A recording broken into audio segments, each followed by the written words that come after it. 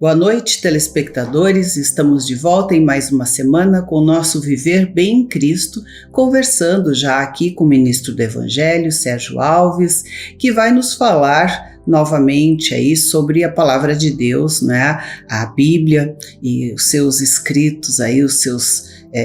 são 66 livros, é isso, pastor? Tudo bem? Tudo bem, boa noite a todos. São Boa noite. 66 livros e de grande bênção que Deus trouxe para nós conhecer o Senhor através deles, né? Verdade. Bem, pastor, nesta semana, de certa forma, talvez seja uma continuidade da semana passada, quando falamos que Deus faz a ferida e Ele mesmo as ata, né? Ele mesmo cura as feridas. Mas eu achei no livro de Lamentações, no capítulo 3, versículo 21, que diz: quero trazer à memória o que me pode dar esperança. Talvez este versículo fale com a gente justamente neste período em que a gente está com essa ferida aberta, não é? Conforme nós falamos na outra semana, não é? Não sei o que o pastor nos diria a respeito, né, desse versículo. Esse versículo aí é o seguinte: eu preciso pensar naquilo que é eterno, aquilo que é realidade, aquilo que é... Realidade é só aquilo que será eterno, né? E o que eu, como homem, como pessoa, espero de Deus nessa vida? Que eu viva só um momento terreno ou quero que Ele me mostre que eu sou eterno? Porque quais das pessoas que pode afirmar que a vida se resume nesse pequeno período terreno? Isso seria assim uma falta de senso de tocar as coisas de realidade, né? Se eu vou acreditar que Deus fez um homem, né, que já quantas gerações houve da primeira até hoje, ou já houve, e eu vou acreditar que Deus me fez para viver, uns vivem 20 dias, outros 10 anos, outros 100 anos. Eu jamais posso estar com esse pensamento, sendo que eu tenho uma constituição de criação divina, de tripartida, né? Espírito, alma e corpo. É impossível uma pessoa viver a vida inteira e não questionar essas coisas subjetivamente. Verdade, né? Uma coisa tão complexa como é o ser humano, né? Com trilhões de interconexões, né, no seu físico e que refletem na sua mente, na sua alma, nas suas emoções. Tá tudo interligado, né? E não teria sentido tudo isso para apenas viver esse curto período de tempo, né? Veja que quando uma pessoa casa, ele trabalha para deixar dinheiro acumulado para os filhos, se ele tem, né? Ou para os parentes. Por que ele faz isso? Porque ele ama aquelas pessoas e não quer que aquelas pessoas passem dificuldade. Aí o que acontece na realidade? Aqui na minha cidade onde eu moro, sempre que os pais deixaram fortuna para os filhos, botaram tudo fora. Então o procedimento não funciona. Então não preciso nem de Deus me explicar isso. A minha observação da realidade da vida humana já me mostrou isso. Então, em vez de deixar bens para os filhos, vamos deixar valores subjetivos para os filhos. E aí entra... eu preciso ter uma esperança. E só tem duas realidades no universo. A gente precisa saber disso, que a Bíblia revela. Só tem duas coisas que são realidade: a condenação da alma e a eternidade da alma com Deus. Não tem mais nada que você estude no universo que te leva a entender que existe mais coisas como realidade. As outras coisas, eu diria, são fatos, né? São fatos que vão desaparecer. Pois é, para a riqueza de um homem, ela só existe enquanto ele tem os bens materiais. E que pode a qualquer momento perder tudo. Quantas vezes já vi isso acontecer? E ele não consegue manter o que tem. E se perder, não sei se recupera também. Pode ser que sim, pode ser que não. Tudo depende do plano e o propósito de Deus com aquela vida. Mesmo que ele seja gentil, que ele não seja um cristão, tudo depende de Deus naqueles momentos, né? Então, se eu digo que só tem duas coisas no universo que são realidade, para mim ter esperança eu tenho que me agarrar numa que é boa. Só tem uma boa e uma ruim. Então eu vou ter que pensar que a vida eterna é meu foco, meu alvo. Tudo vai girar em torno de conquistar essa vida eterna. E isso vai ser o ponto, o elemento que vai me dar força para viver esperança, né? Essa esperança de vida eterna. Sim. Então, se eu não trouxer para o meu coração de eu querer querer a redenção da minha alma para ser eterna com Deus, eu não tenho mais nenhum objetivo na vida. Todos os objetivos que eu vou ter vai ser fútil. Né? Passageiros, então, todas as coisas, né, são muito... Então, nossa vida é uma vida fugaz. Tudo, quando a gente pensa, já foi. Então, se eu ponho como a redenção da minha alma para a eternidade, aí eu vou decompor as coisas. Eu vou ter que voltar e batalhar agora, nesse momento, para chegar lá.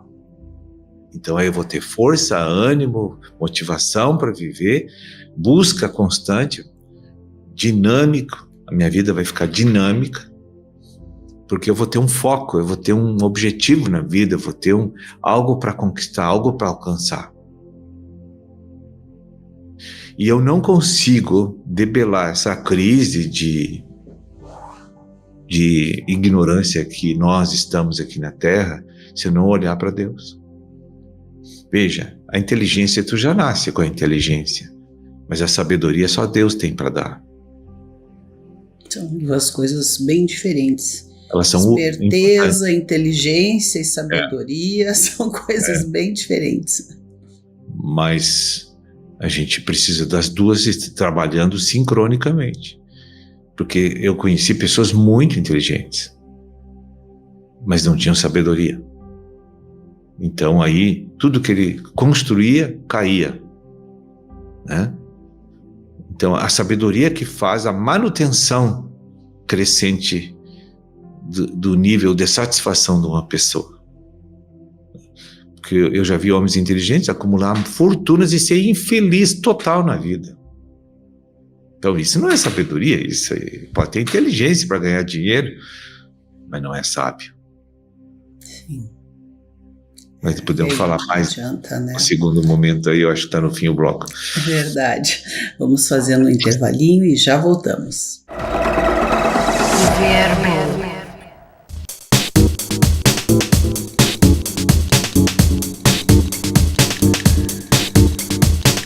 Estamos de volta e continuamos a falar sobre uma palavra de Deus, né, que está na Bíblia, no livro de Lamentações, no capítulo 3, versículo 21, que diz: quero trazer à memória aquilo que pode me dar esperança.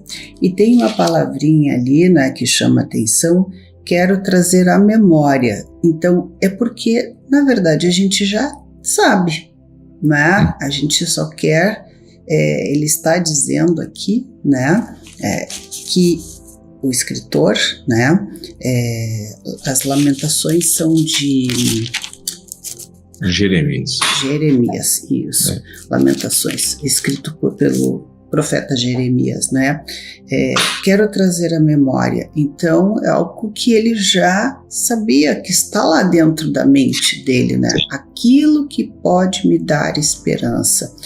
E olhando por um outro aspecto, então, nesse bloco, né? Falando talvez de experiências pessoais, né? Quando a gente está diante de tantas dificuldades, a gente tenta trazer à memória experiências que a gente já teve e que foram positivas a partir do conhecimento de Deus e da prática, né, desse conhecimento de Deus. Então, no fundo, a gente já sabe, assim como o profeta diz ali, quero trazer à memória, né, aquilo que pode me dar esperança, que é o que faz a gente sair, talvez, daquela dificuldade, daquela angústia, enfim, que está, né, acontecendo, né? Você vê que pelo falar do profeta, ele estava perdendo o foco. Ele estava olhando muito para as circunstâncias negativas que ele estava vivendo, e ele estava perdendo a esperança. Então, para recuperar a esperança, ele teria que olhar os feitos de Deus no passado, para ver que Deus não falha, que Deus é fiel, que Deus vai cumprir o propósito, querendo as pessoas ou não, sistemas ou não, Deus vai cumprir.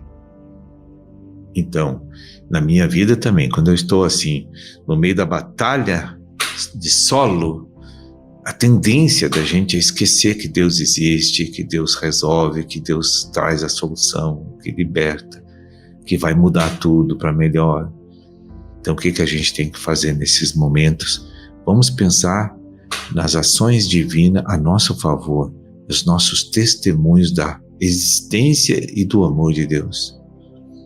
Tanto na minha vida como das pessoas que eu já assisti isso acontecer. Então, na verdade, tu vai trazer a memória para recuperar a esperança, que tu já teve ela. O profeta já tinha essa esperança. Mas devido à batalha de solo e os fatos circunstanciais, ofuscaram a sua mente. E isso é hoje também, são tantas coisas, né, que a pessoa no seu dia a dia vive, tantas pressões, tantos estímulos e circunstâncias negativas, não é? Que é difícil. E uma das coisas que eu observo olhando assim para trás, e a gente aprende a não entrar nessa espiral, né, de uma coisa estar ruim, aí tu já pensa noutra negativa, e outra também, quando vê, tu vai trazendo à memória uma lista gigante de coisas que estão ruins, ou que estavam ruins, e que na tua mente já vão ficar ruins também, né? Então, por que não fazer essa espiral positiva de acordo com a verdade, a realidade, como o senhor estava colocando, que isso é muito importante, saber que existe esta realidade, que a gente tem que olhar para ela, né, e ter a esperança para conseguir sair, né,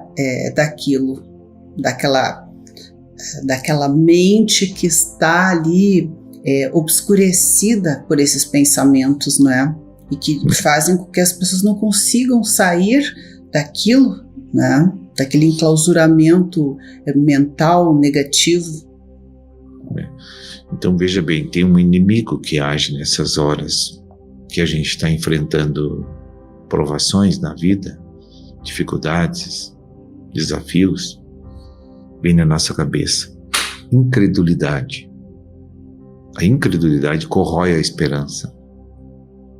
Tira a esperança, porque entra o medo, aí começa uma série de raciocínios de que não vai dar certo, que pode falhar, as coisas na minha frente, os projetos que eu tenho, os afazeres que eu tenho, o meu trabalho, minha busca pela subsistência. Hoje a pessoa olha muito essas coisas, então vem um terror mental para você perder a esperança, né? Porque quem tem Deus tem que ter fé. É a fé que traz essa esperança, né? É a fé que vai trazer a esperança. E a esperança é um elemento tangível que te mantém vivo lutando. E também o que traz a fé, olhando assim, né, para trás, antes da fé, é o conhecimento de Deus, é conhecer Deus que faz desenvolver a nossa fé, né? Mas como conhecê-lo se, né, não formos apresentados a Ele, né, e como conhecê-lo também, se mesmo apresentados a gente não busca conhecer através, né, da sua palavra, que é o que a gente tem de concreto hoje para conhecer Deus, né, que é o que está escrito na Bíblia. Coisa que mais entristece uma família, uma pessoa, você tem uma fé, uma crença em Deus, aí você olha para as pessoas da família, e as pessoas estão noutro pensamento, noutra esperança, noutra, e combate você. Eles olham para você achando que você é um imbecil, aí, né, que você acredita nessas historinhas aí, coisa e tal. Isso na minha família aconteceu muito. E a gente fica numa tristeza tremenda, mas a gente tem que cuidar para não se abater a nossa esperança. Porque as intercessões que a gente está fazendo a Deus podem mudar aquela pessoa a qualquer momento. Eu nunca devo perder essa esperança. Se eu olhar as pessoas do jeito que elas estão me tratando naquele momento, aí eu vou entrar numa batalha de solo com eles e uma batalha racional. E não vou ajudá-los. E também tem que se observar muito, tem que ter muita fé, e realmente o conhecimento é que firma, né, essa fé, o conhecimento, as experiências, a prática, né, que faz ter as experiências, porque senão pode acontecer que, né, se numa família inteira que não crê, aquela pessoa que crê, né, e que é taxada, como o senhor disse, né, ela pode acabar desistindo. Sim. Né? Então isso também não pode acontecer, né? Perseverar, como o senhor disse, né, para que eles acabem enxergando também essas coisas, né, compreendendo e crendo e tendo a esperança, né, mas por outro lado também cuidar para que isso não faça com que a pessoa também, ela própria, seja contaminada, digamos, negativamente, né? Sim. Então, assim, cada um cuide de si mesmo nessas horas, porque o contato com pessoas que não têm fé e que são totalmente incrédulas e irracionais, isso pode afetar a nossa vida também. Então, nós temos que ter a convicção de que eu conheço Deus e Deus está com a gente e vai convencer os contradizentes através do nosso estilo e comportamento de vida, de fidelidade a Deus, de fé em Deus. Este exemplo, essa perseverança, né, essa convicção que vem, né, do ouvir, do conhecer, do praticar, né, de estar firmes naquele conhecimento que se tem, porque tem uma palavra que diz, né, que a salvação é individual. Né, então cada um cuide de si mesmo, como o senhor disse, né? Porque a gente não pode deixar também de lado as coisas em que se crê, claro, não entrando numa batalha de solo, como o senhor disse, que às vezes geram contendas, divisões, as amarguras, as brigas, não é? Porque aí já foge daquilo também que é o desânimo, se chama fé, né? Isso, que gera um desânimo, né? Então, não é por aí também, porque não é pelo lado do fanatismo, isso é uma coisa que a gente tem que ter em mente, né? A fé é algo bem diferente de fanatismo. Muito diferente. Eu penso, não sei assim qual é exato. O fanatismo é totalmente racional. E é aquela coisa que quer convencer a outra pessoa. A fé não é assim, né? A fé é dotada de grande paz e liberdade para as pessoas que convivem com a gente. Elas têm o direito de escolher. Agora é importante, nós temos um programa aí, não sei se foi a semana passada, sobre ata ferida, faz a ferida e ata a ferida, e falamos sobre o livro de Jó. Quando Jó foi convencido que Deus se mostrou a ele e que mostrou a salvação eterna dele, e que mostrou a grandeza de Deus e mostrou o tamanho pequeníssimo e minúsculo de Jó, o que aconteceu? Ele era o homem mais rico da terra naquele momento, quando ele perdeu tudo que tinha, até a família. E ele disse, ele nunca pediu para Deus, me devolve o que eu perdi. Não. Aquilo não tinha mais valor para ele. Então, é isso aí, né? A gente tem que perseverar, ter a fé, trazer à memória o que pode nos dar esperança, perseverar e vencer essas batalhas, né? Aqui na nossa mente, principalmente, que é onde Deus age, né? E no nosso coração. Bem, pastor, muito obrigada mais uma vez, né, por estas palavras aí, e esperamos revê-lo novamente na próxima semana com o nosso Viver Bem em Cristo. Até lá! Viver Bem.